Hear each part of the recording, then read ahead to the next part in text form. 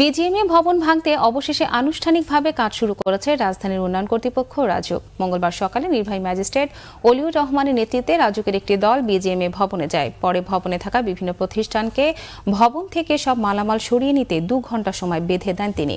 রাজউকের magistrate জানান, ভবনটি ভাঙার আগে গ্যাস, বিদ্যুৎ ও পানির সংযোগ বিচ্ছিন্ন করা হবে। এরপর ভবনটি সিলগালা করে ভাঙার কাজ শুরু করবে রাজউক। এদিকে বিজিএমইএ ভবন ভাঙাকে কেন্দ্র করে যে কোনো অনাকাঙ্ক্ষিত ঘটনা এড়াতে আশপাশের এলাকায় আইন শৃঙ্খলা বাহিনীর সদস্য মোতায়েন রয়েছে।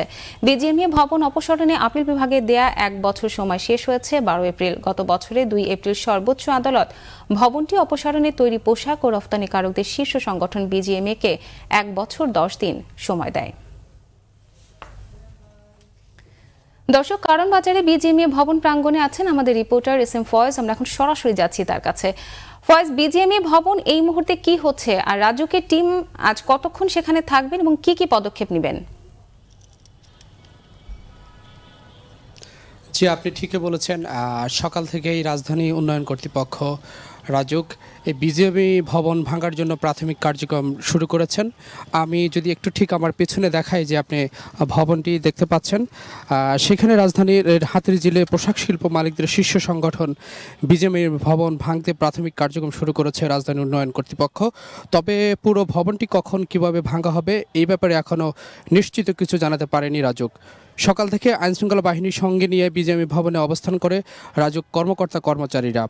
এর মধ্যেই ভবনটির পানি, বিদ্যুৎ এবং টেলিফোন লাইন সংযোগ বিচ্ছিন্ন করে দেওয়া হয়েছে এবং মালামাল সরানোর জন্য তাদেরকে সময় বেঁধে দেওয়া হয়েছে বিকাল 5টা পর্যন্ত। তার মধ্যে বিভিন্ন প্রতিষ্ঠান, ব্যাংক, বিমা যারা আছেন তারা তাদের মালামাল সরিয়ে নেবেন।